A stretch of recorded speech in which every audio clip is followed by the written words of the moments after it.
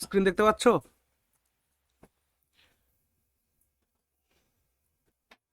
এখন থেকে তোমাদের দৈনিক ক্লাসে Yes. ক্লোজ টেস্টটা করব, আর সাথে ট্রান্সলেশন চলবে। তারপর প্যারাজাম্বল চলবে, সাথে ট্রান্সলেশন চলবে। যে টপিকগুলো আমাদের বাকি রয়েছে এই টপিকগুলোর সাথে সাথে ট্রান্সলেশন দৈনিক চলবে। আহ, এবং তারপর গিয়ে আমাদের ট্রান্সলেশন কমপ্লিট হলে আমরা যখন নিজে থেকে লেখা শিখে যাব, তারপর আমরা প্রেসি, লেটার, রিপোর্ট এগুলো তখন দেখব। চলো, ক্লোজ টেস্ট। ক্লোজ কথার অর্থ কি? ক্লোজ কথা বলতে নিকটবর্তী। হ্যাঁ, তো এখানে এক একটা শূন্যস্থান, সেই শূন্যস্থানে বসানোর জন্য 4টে করে অপশান দেওয়া আছে। হ্যাঁ, যেটা সঠিক সেটা এই শূন্যস্থানে বসাতে হবে, এবং এটা এসএসসির পরীক্ষাগুলোতে খুব ইম্পর্টেন্ট, এটা আমরা দেখতে পারি। ক্লোজ টেস্ট কিভাবে করতে হয় সবার আগে শোনো। ক্লোজ টেস্ট করার জন্য সবার প্রথমে এই প্যাসেজটাকে অন্তত একবার খুব ভালো করে পড়ে নেবে। একটু সময় নেবে, নিয়ে প্যাসেজটাকে খুব ভালো করে মিনিং করে পড়ে নেবে, প্রথম কাজ। তারপর কোশ্চেনের দিকে তাকাবে। চলো পড়ো। বলছে the library if used properly. এবার কথা হচ্ছে কেন বললাম ভালো করে পড়ে নিতে? কারণ দেখতে হবে যে প্যাসেজটি বা যে প্যারাগ্রাফটি তোমাকে দেওয়া হয়েছে সেটি পজিটিভ কথা বলছে না নেগেটিভ কথা বলছে। এমনও হয়েছে, এমন এমন প্যাসেজ আছে যেটাকে ছেলেমেয়েরা 2 লাইন পড়ে মনে করেছে পজিটিভ ওয়েতে লেখা, কিন্তু অপশান করেছে সব ভুল হয়ে গেছে, কারণ প্যাসেজটি নেগেটিভ ছিল। তো এই জন্য প্যাসেজটি একবার ভালো করে পড়ে নিলে তবে কিন্তু সুবিধা হবে। The library if used properly. Library যদি তাকে সঠিকভাবে ব্যবহার করা যায়, is invaluable in helping you develop discernment. তাহলে এটা অমূল্য সম্পদ হবে তোমার ডিসার্নমেন্ট তৈরি করতে। ডিসার্নমেন্ট মানে বুদ্ধি, হ্যাঁ, বা শিক্ষা বা গুণ। হ্যাঁ, অর্থাৎ তোমার মধ্যে ভালো বুদ্ধি বা ভালো গুণ তৈরি করতে খুব অমূল্য একটা বিষয় হবে এই লাইব্রেরিকে যদি প্রপারলি ইউজ করা যায়। Okay, it is rich information that goes far beyond the of any one text book of course. মানে এটা বলতে চাইলো কি যে লাইব্রেরি হচ্ছে অনেক বেশি সমৃদ্ধ সম্পন্ন যে কোনো পার্টিকুলার কোনো একটা বই বা পার্টিকুলার কোনো একটা কোর্স থেকে। মানে তুমি একটি বই পড়ছো বা কোনো একটা কোর্স তুমি অ্যাটেন্ড করছো, এর থেকে এই লাইব্রেরিটা অনেক বেশি ইনফরমেশনের ঠাসা। ইওর টেক্সট বুক অথর, যেখানে শূন্যস্থান আছে আমি কিন্তু শূন্যস্থানকে টোটালি ইগনোর করে চলছি, কারণ আমি জানি না ওখানে কি হবে, তবু আমি একটা মানে তৈরি করার চেষ্টা করছি। Your textbook author does not make a particular clear and you feel the need another description in greater detail. In other words, বলছে যে তোমার টেক্সট বুকের রাইটার, অথর, সে হয়তো কোনো একটা বিষয় সম্পর্কে ক্লিয়ার কোনো ধারণা দিল না। তাহলে তোমায় কি করতে হবে? You go to the library, তোমায় লাইব্রেরি যেতে হবে, and other books on the subject, এবং ওই সাবজেক্টের অন্য বই সম্পর্কে পড়তে হবে, এমন একটা সেন্স আসছে।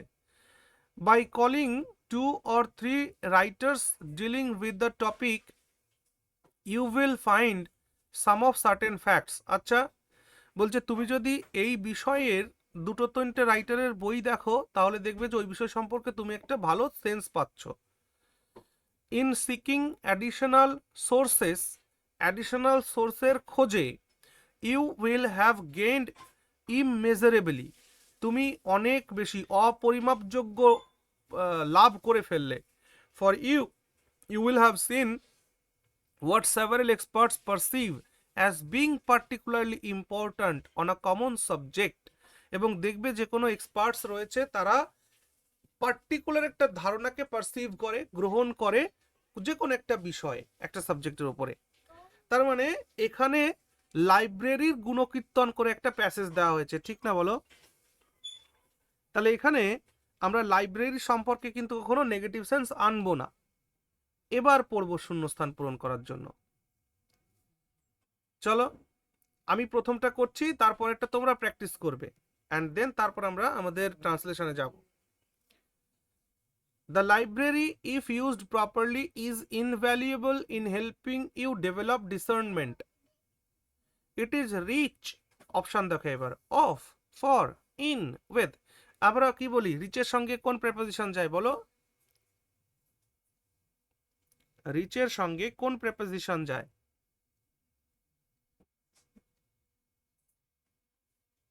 রিচ ইন, কোনো কিছুতে সমৃদ্ধ থাকাকে বলা হয় rich in. So preposition in will be the right answer. Okay, তাহলে it is rich in information, এটা ইনফরমেশনের ঠাসা, that goes far beyond the dash of any one text book or course.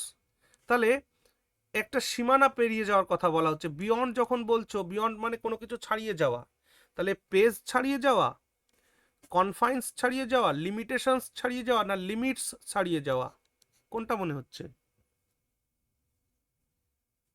Limits আর B. Limits, option B is the right answer. Okay, তাহলে কি দাঁড়ালো? It is rich in information that goes far beyond the limits, কিসের limits? Of any one text book or course, যে কোনো একটি text book বা যে কোনো একটি পার্টিকুলার কোর্সের থেকে অনেক বেশি ইনফরমেশনের ঠাসা এই লাইব্রেরি। এটুকুন ক্লিয়ার? তারপর 3, dash your text book author does not make dash while when suppose if. দেখো, পড়ো, কমপ্লিট করো। Dash your text book author does not make a particular এখানে information, entry, explanation, point, and you feel the need of another description in greater detail. আচ্ছা চলো, এখানে দেখো তো, আমরা যখনই কোনো শব্দ তৈরি করি তখন আমরা কি ইউজ করব? If your text book author does not make a particular point clear, যদি তোমার টেক্সট বুক অথর একটা পার্টিকুলার পয়েন্টকে ক্লিয়ার না করে, তার মানে এখানে ইফ ইউজ করতে হচ্ছে, তাই না বলো? এখানে ইফ ইউজ করতে, ইফ ইউজ করতে হচ্ছে, তারপরটাতে পয়েন্ট ইউজ করতে হচ্ছে। দেখো, if your text book author does not make a particular point clear, কোন একটা পার্টিকুলার পয়েন্টকে যদি ক্লিয়ার না করে, একটা পার্টিকুলার ইনফরমেশনকে ক্লিয়ার করা, পার্টিকুলার এক্সপ্লেনেশন নয়, পয়েন্টটা সঠিক। And you feel the need of another description, so 5-এর বি অফ হবে নিড অফ, তাই না? সরি, নিড অফ হয় কি? নিড অফ হয় কি? হয় না, কি হয়? নিড ফর, নিড ফর হওয়া উচিত। দেখো, and you feel the need for another description in greater detail dash in other words, dash in other words কি হবে? or in other words, এখানে or ছাড়া কিছু যাবেই না। but in other words no, on, through, though, however, no, on, or in other words, go to the library and dash other books on the subject, and dash other books on the subject, অন্য বইটাকে মানে ইয়ে করতে বলছে, কি হবে 7 নম্বর? dash other books on the subject। হ্যাঁ, collected sir. না তা কেন হবে? আবার ভালো করে শোনো, go to the library and dash other books on the subject, অন্য সাবজেক্টের উপরে বইটিকে কি করতে বলছে? ভেরিফাই, আইডেন্টিফাই, চেক না কালেক্ট। কোনো একটা বিষয় সম্পর্কে বই, একটা বইয়ের রাইটার কোনো একটা বিষয় সম্পর্কে পয়েন্ট ক্লিয়ার করেনি, তাহলে তোমায় কি করতে হবে? অন্য বই দেখে সেটাকে কি করতে হবে? চেক করতে হবে না? Go to the library and check other books on the subject, ওই সাবজেক্টের উপরে অন্য বইগুলোকে চেক করতে হবে। তারপর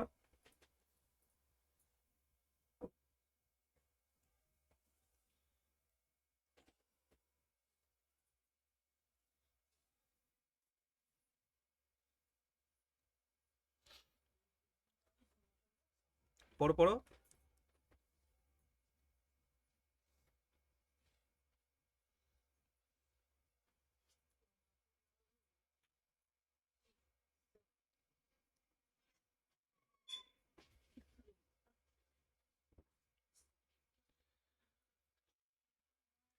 তারপর কি বলছে, by calling up 2 or 3 writers dealing with, এখানে কলিং আপ হবে, calling up, calling up 2 or 3 writers dealing with the same topic, dealing with the same topic, you will find some কি, you will find some dash of the certain facts, description, clarification, explanation, evidence.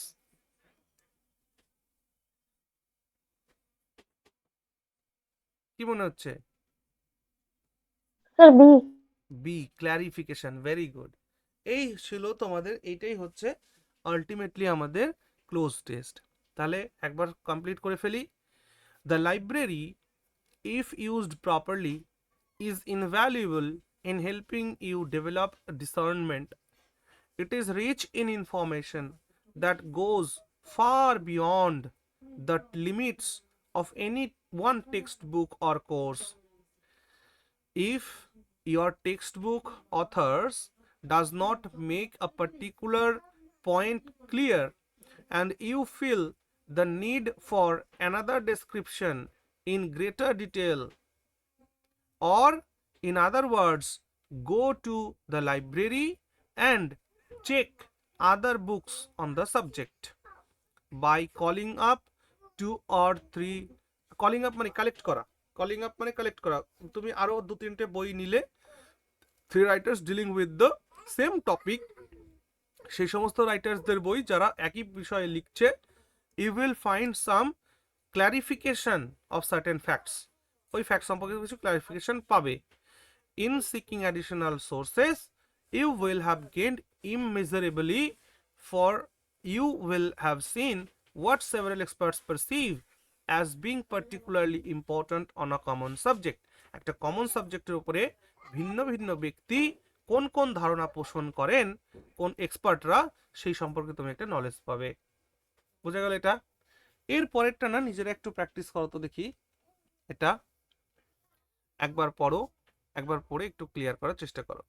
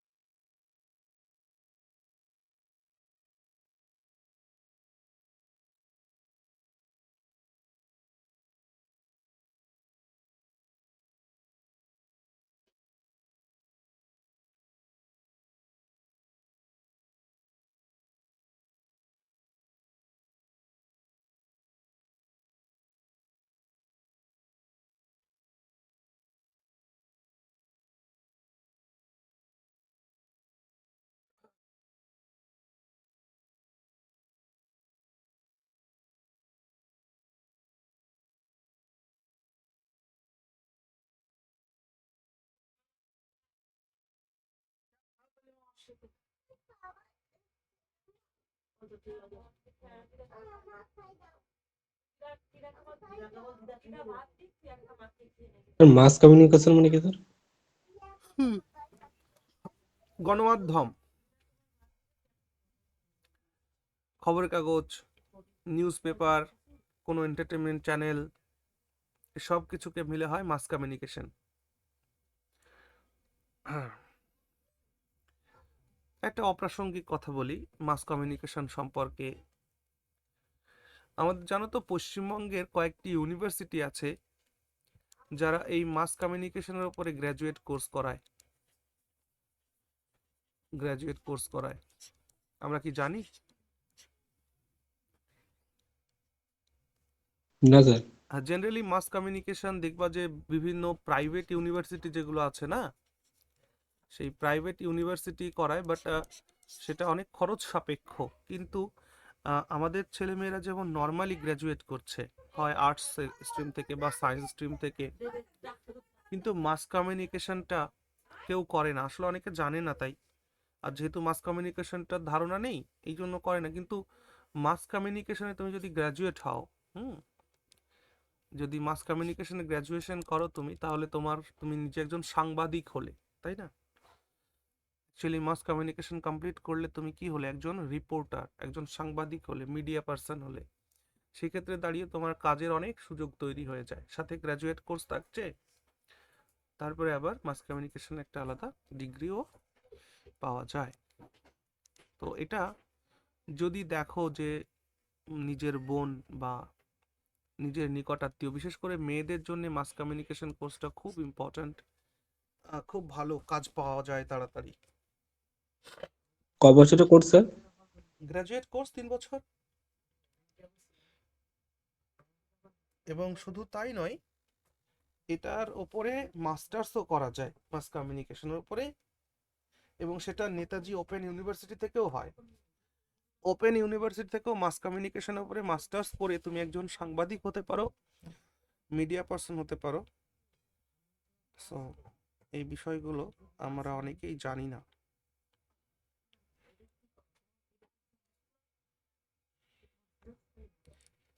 হ্যাঁ, এটা পড়ে বুঝতে পারলে এর সেন্সটা কি actually বলতে চাইছে।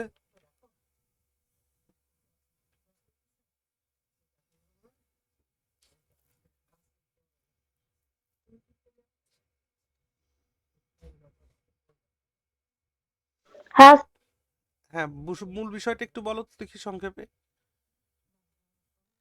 মানে আজকের দিনে মাস কমিউনিকেশনের গুরুত্বটা কত সেই বিষয়টা তুলে ধরতে চেয়েছে। আচ্ছা, তার মানে এটা একটা পজিটিভ ইনফরমেশন, তাই না? হ্যাঁ, হ্যাঁ। ঠিক। তাহলে চলো একবার পড়া যাক। বলছে mass communication is the delivery of something, ideas and entertainment to thousands or millions of পিপলই হওয়া উচিত, 12 দাগে, অপশন এ তো হয়েই গেল, সাইমালটেনাসলি। মানে mass communication is the delivery of. Sir 11 নাম্বারটা তো হবে, ওটা নিউজ হবে মানে। হ্যাঁ, ওই তো সেটাই বলছি, সেটাকে আমরা পড়তাম যদিও তখন নিউজ। তাহলে mass communication is the delivery of news, ideas and entertainment. কাদেরকে ডেলিভারি করছি? To thousands or millions of people simultaneously, একই সাথে। সাইমালটেনাসলি মানে একই সাথে। It is a force with incalculable মানে অগণিত, এটা একটা অগণিত ফোর্স। Dash on today's world. দেখো, ওর্থ অন হয় না, ফোর্স অন হয় না, ভ্যালু অন হয় না, ইম্প্যাক্ট অন হয়। ইম্প্যাক্ট মানে প্রভাব ফেলা। তাহলে it is a force with incalculable impact on today's world. আজকের পৃথিবীতে এর প্রভাব অনেক। The dash of mass communication rests upon the skills. এখানে বোঝাই যাচ্ছে রেস্টের পরে আপন হবে, 15 দাগে আপন করে দাও আগে। পড়তে পড়তেই দেখবো অনেকটা সেন্স চলে আসবে। তাহলে 14 দাগটা বাকি থাকলো। তাহলে the dash of mass communication, the the the dynamism, the force, the success. আপাতত এটা যেহেতু মাস কমিউনিকেশন সম্পর্কে পজিটিভ কথা বলছে, সাকসেস হতে পারে, পাওয়ারও হতে পারে। আরেকটু পড়ো।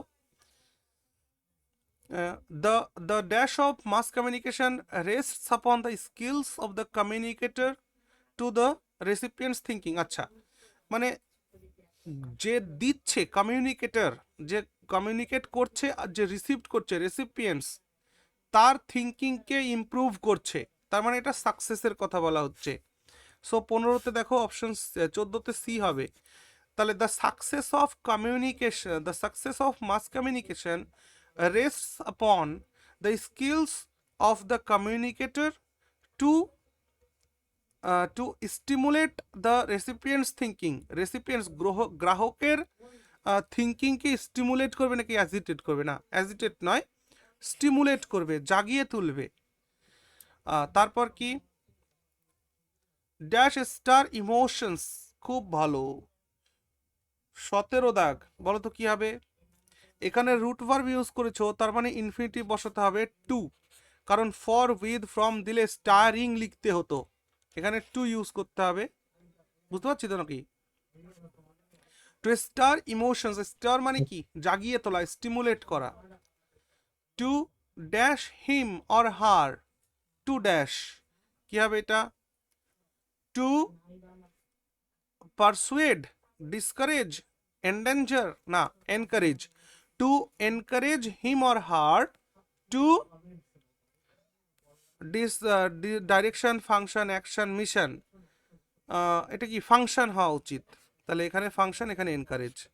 তাহলে to encourage him or her to function, কাজ করতে, তাকে উৎসাহিত করা। আচ্ছা, mass communication is the one to one impact of one human intelligence upon upon one upon, বলো ওয়ান আপন অ্যানাদার, কুড়িতে তো ক্লিয়ারই বোঝা যাচ্ছে। Carried on thousand fold simultaneously among individuals who have no direct personal contact, একদমই তাই। তো এরকম আমরা প্র্যাকটিস করবো। বাকি তোমাদের যে বই কিনতে বলেছিলাম, আমি ওই বইটা কিনেছো, আমি কিন্তু ওই বই থেকেই তোমাদের এগুলো করাচ্ছি। এসএসসি চ্যাপ্টার ওয়াইজ ইংলিশ, কিরণ পাবলিকেশনের এই বইটা আছে, এই বইটা থেকে প্র্যাকটিস করবে কিন্তু। চলো এবার আসো ট্রান্সলেশনে আসো।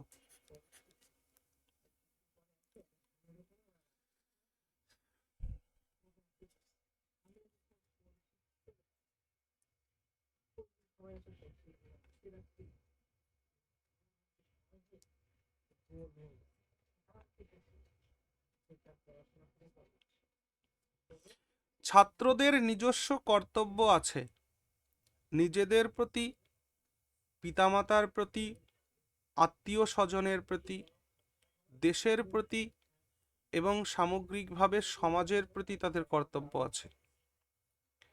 ছাত্র জীবন হলো জীবনের বীজ বপনের সময়, সেই জন্য একজন ছাত্রের উচিত তার স্বাস্থ্য গঠন করা, ভালো অভ্যাস গড়ে তোলা, এখানে কমা আছে একটা, ভালো অভ্যাস গড়ে তোলা এবং ভালো ব্যবহার করা।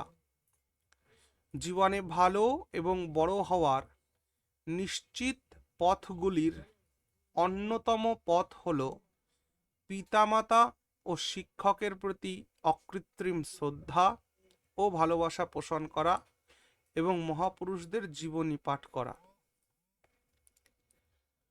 সুন্দর করে এটাকে ট্রান্সলেট করো, সময় নাও, মনে করো যে আমি পাশেই বসে আছি, কোথাও কোনো সমস্যা হলে আমায় জানাও, কোনো শব্দের মানে না জানলে বলো, বা বাক্য গঠনের সমস্যা হলে জিজ্ঞেস করো।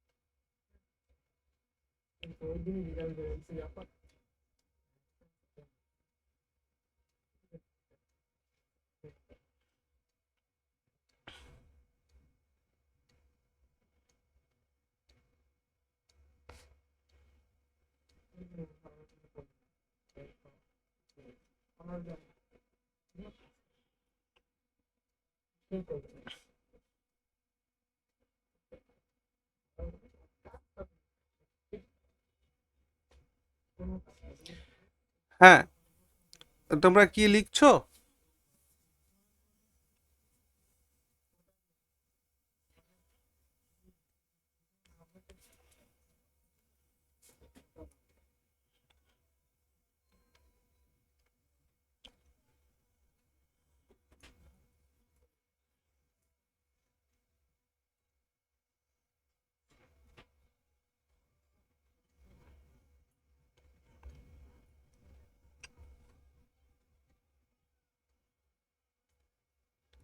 তোমরা কি এটা লিখছো?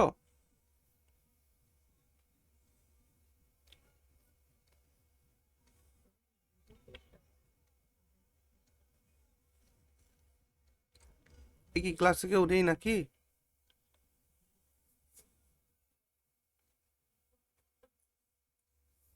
আছি স্যার, চেষ্টা করছি স্যার। হ্যাঁ হ্যাঁ, করো করো করো।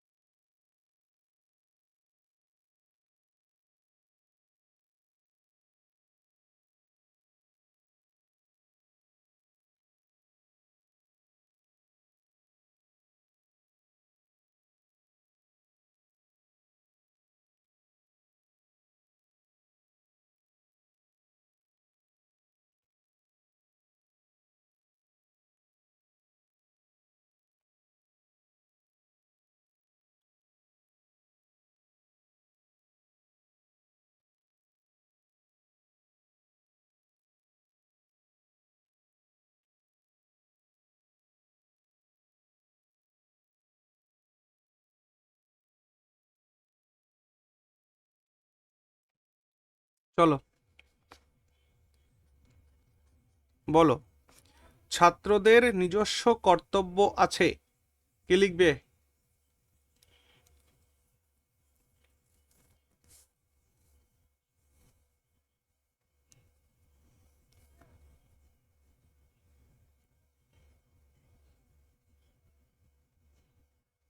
কি লিখবে বলো?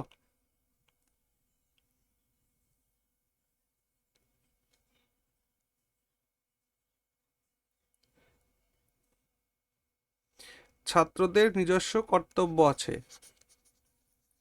Students have their own duties. নিজেদের প্রতি, পিতামাতার প্রতি, আত্মীয় স্বজনের প্রতি, দেশের প্রতি এবং সামগ্রিকভাবে সমাজের প্রতি তাদের কর্তব্য আছে। ওকে, তাই লেখো, they have duties to themselves, comma, relative parents and relatives, parents and relatives, comma, আচ্ছা এই জায়গাতে টু দিয়ে দিতে পারো, কমার আগে টু, মানে এমন লিখতে পারো যে they have duties to themselves, to parents and relatives, to the country and and সামগ্রিকভাবে সমাজের প্রতি, and to society, and to society at large. At large মানে সামগ্রিকভাবে। ঠিক আছে? ছাত্র জীবন হলো বীজ, জীবনের বীজ বপনের সময়। তাই লেখো student life, student life is, ছাত্র জীবন হয় কিসের সময়?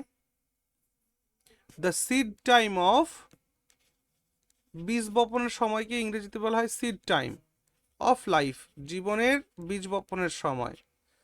তারপর সেই জন্য একজন ছাত্রের উচিত তার স্বাস্থ্য গঠন করা, ভালো অভ্যাস গড়ে তোলা এবং ভালো ব্যবহার করা। সেই জন্য একজন ছাত্রের উচিত, so so a student, so a student should build up good health, build up good health, আর কি বলবা, form good habits,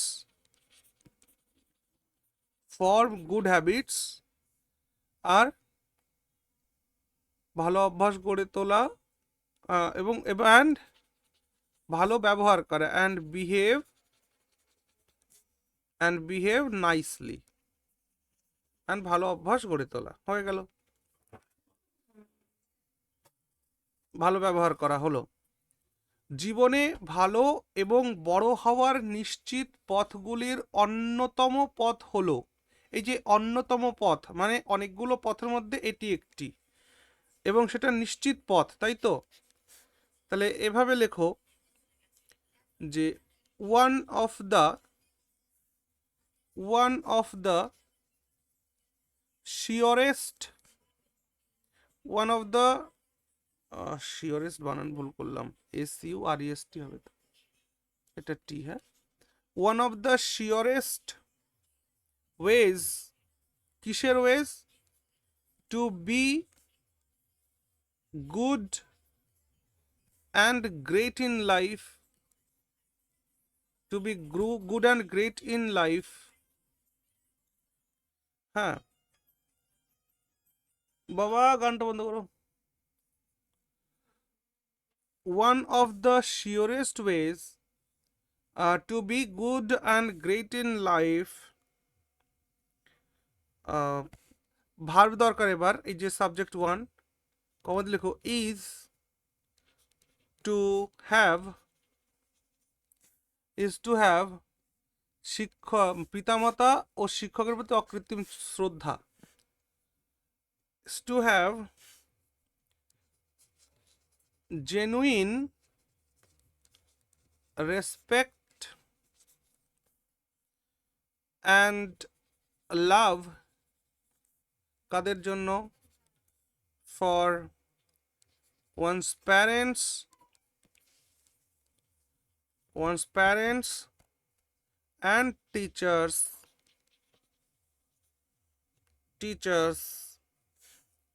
আর কি করা? এবং মহাপুরুষদের জীবনী পাঠ করা।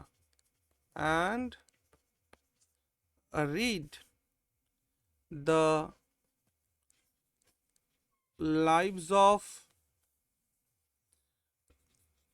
great men। দেখো, বুঝতে পেরেছো? ট্রান্সলেশন সবসময় সহজ সরল রাখার চেষ্টা করবে।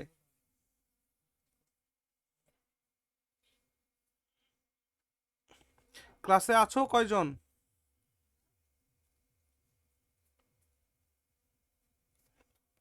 চারজন। হ্যাঁ, এটা লিখছো তো ঠিকঠাক করে? হ্যাঁ। হ্যাঁ, ছোট্ট ছোট্ট করে ভেঙে ভেঙে লিখতে হয়। আগে সেন্টেন্স পড়ে নিজের মধ্যে আগে তৈরি করে নিতে হয় যে আমি কি লিখতে চাচ্ছি, সাবজেক্ট কোনটা, অবজেক্ট কোনটা, কোন ধরনের ভার্ব ব্যবহার করছি, ট্রানজিটিভ, ইন্ট্রানজিটিভ, কপুলেটিভ।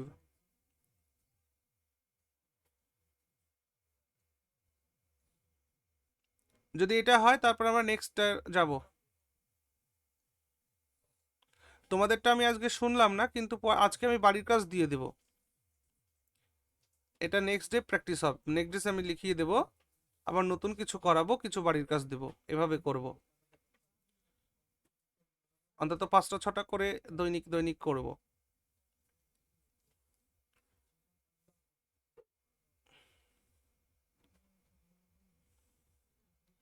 চাপ নিও না, লিখলেই প্র্যাকটিস হয়ে যাবে, চাপ নেই। যাবো নেক্সটটাতে? হ্যাঁ স্যার নেবো। আচ্ছা, এটা করো। জনগণের প্রতি অবহেলাকে আমি সবচেয়ে বড় জাতীয় পাপ বলে মনে করি। দেখি বাবা, এদিকে আসো তো, একটা হামি দিই। তুমি খেয়েছো? খাওয়া হয়ে গেছে। খাওয়া হয়ে গেছে? হ্যাঁ, কি খেয়েছো? আমি মাংস দিয়ে ভাত খাইছি। মাংস দিয়ে ভাত খেয়েছো? আছে বার্গার মাংস, তাতে ভাত খাই। কি বললো? কি জানি। বাড়ির জন্য মাংস রয়েছে, সেইটা দিয়ে ভাত খাইছি। তোমরা কালকে চলে যাবো বাবা?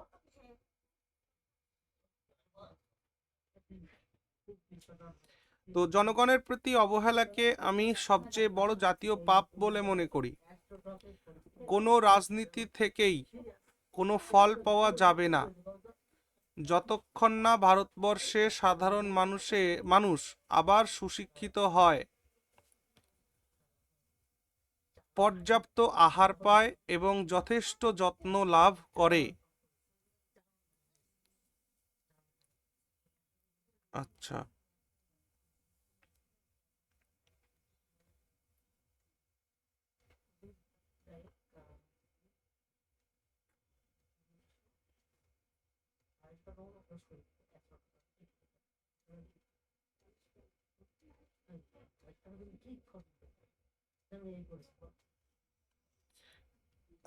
কোনো রাজনীতি থেকেই কোনো ফল পাওয়া যাবে না যতক্ষণ না ভারতবর্ষের সাধারণ মানুষ আবার সুশিক্ষিত হয়, পর্যাপ্ত আহার পায় এবং যথেষ্ট যত্ন লাভ করে। আমাদের শিক্ষার জন্য তারা অর্থ দেয়, তারা আমাদের মন্দির মসজিদ গড়ে দেয়, কিন্তু পরিবর্তে তারা পায় পদাঘাত। বাস্তবিক পক্ষে তারা আমাদের কৃতদাসের মতো। আমরা যদি ভারতবর্ষকে পুনর্জাগরিত করতে চাই তবে তাদের জন্য আমাদের অবশ্যই কাজ করতে হবে।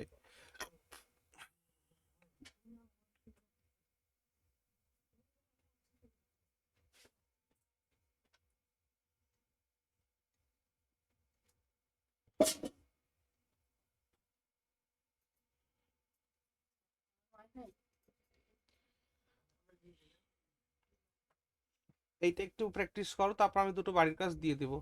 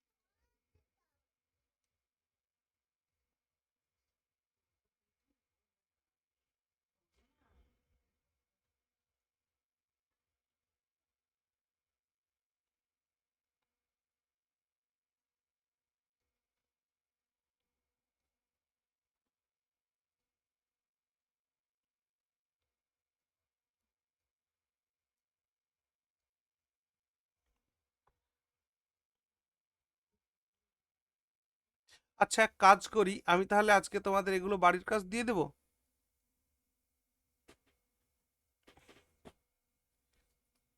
নাকি কি বলো? দিন না স্যার, ঘরে প্র্যাকটিস করো। হ্যাঁ, ঘর চলো, এটা একটা স্ক্রিনশট নিয়ে নাও। নিয়েছো? হ্যাঁ স্যার।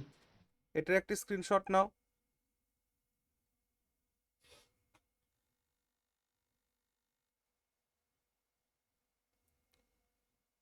নিয়েছো? এটা একটা স্ক্রিনশট নাও। তাহলে তিনটে কিন্তু বাড়ির কাজ দিলাম আমি, হ্যাঁ? এই তিনটেকে করবে নেক্সট ডে, এইগুলোকে করিয়ে দিয়ে তারপর আবার নতুন কোনো ট্রান্সলেশনে যাব, ঠিক আছে? ঠিক আছে, তাহলে আজকে এই পর্যন্তই রাখি, সবাই ভালো থেকো।